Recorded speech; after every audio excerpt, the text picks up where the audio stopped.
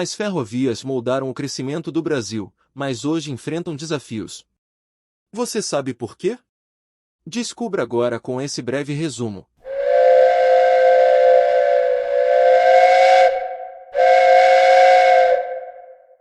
A história das ferrovias no Brasil começa no século XIX, quando o país ainda era uma colônia portuguesa.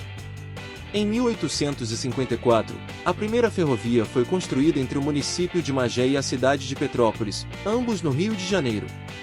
A partir daí, o governo brasileiro passou a investir em mais linhas ferroviárias, principalmente para conectar as regiões produtoras de café às principais cidades portuárias. A primeira ferrovia do Brasil foi chamada de Estrada de Ferro Mauá. Ela foi construída no século XIX, enquanto o país ainda estava sob o regime imperial e foi localizada na capital do país, o Rio de Janeiro. O responsável por essa grande empreitada foi Irineu Evangelista de Souza, conhecido como o famoso Barão de Mauá. Durante pouco mais de 30 anos, a Estrada de Ferro Mauá foi uma importante estrada de ferro do país, principalmente por estar localizada na capital do país. Com o passar do tempo, os domínios empresariais que controlavam essa ferrovia perderam força, juntamente com o declínio do grande idealizador da ferrovia, Irineu Evangelista de Souza, o Barão de Mauá. No século XX, as ferrovias continuaram a desempenhar um papel importante no transporte de mercadorias e pessoas no país. Durante a década de 1920, as ferrovias foram nacionalizadas e passaram a ser administradas pelo governo federal. No entanto, a partir dos anos 1950, o transporte rodoviário começou a ganhar importância, e as ferrovias foram gradualmente perdendo espaço. O crescimento ferroviário no Brasil da década de 1920 à década de 1950 foi impactado por vários fatores. Durante a década de 1920, o transporte ferroviário atingiu um crescimento médio de 6.000 km por década. Este período é conhecido como Era das Ferrovias, com um crescimento progressivo e altos investimentos. No entanto, com o advento do automóvel após 1920, o crescimento do transporte ferroviário foi freado. A década de 1920 foi um período de transformações no Brasil, com uma população crescente migrando para as cidades devido à industrialização.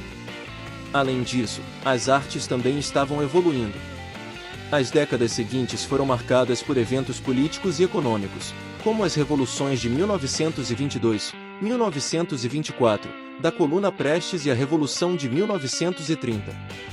O segundo plano de valorização do café teve sucesso ampliado graças à forte geada de 1918, que fez os preços de 1918 a 19 dispararem, dando aos governos federal e estadual enormes lucros. A crise internacional de 1929 também teve um impacto significativo na economia e no transporte ferroviário do país. Enquanto isso, o transporte rodoviário ganhou importância e as ferrovias foram gradualmente perdendo espaço.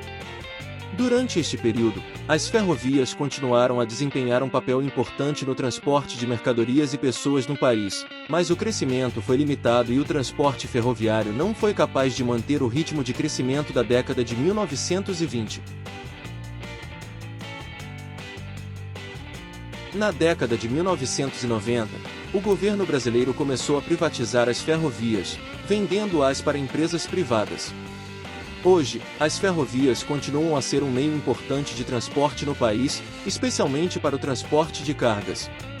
No entanto, ainda há desafios para o desenvolvimento de uma rede ferroviária mais eficiente e acessível no Brasil. As privatizações das ferrovias no Brasil ocorreram nos anos 1990 como parte do processo de desestatização, que permitiu uma maior eficiência e competitividade no setor ferroviário.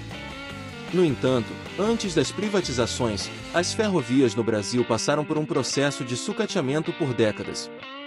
Este processo começou um pouco antes da ditadura militar, nos anos JK, quando o transporte ferroviário foi sendo abandonado em prol do rodoviário, o que implicou priorizar a indústria automobilística e expandir as rodovias.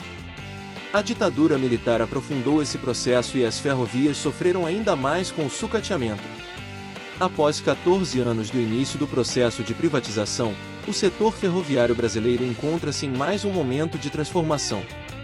Grandes empresas embarcadoras estão articulando entre si, e com a Agência Nacional de Transportes Terrestres, ANTT, para rediscutir o marco regulatório dos atuais contratos de concessão e buscar formas de melhorar o transporte ferroviário de carga. Em resumo, as privatizações das ferrovias no Brasil ocorreram nos anos 1990 como parte do processo de desestatização, mas antes disso, as ferrovias no Brasil passaram por um processo de sucateamento por décadas devido à falta de investimentos e priorização do transporte rodoviário.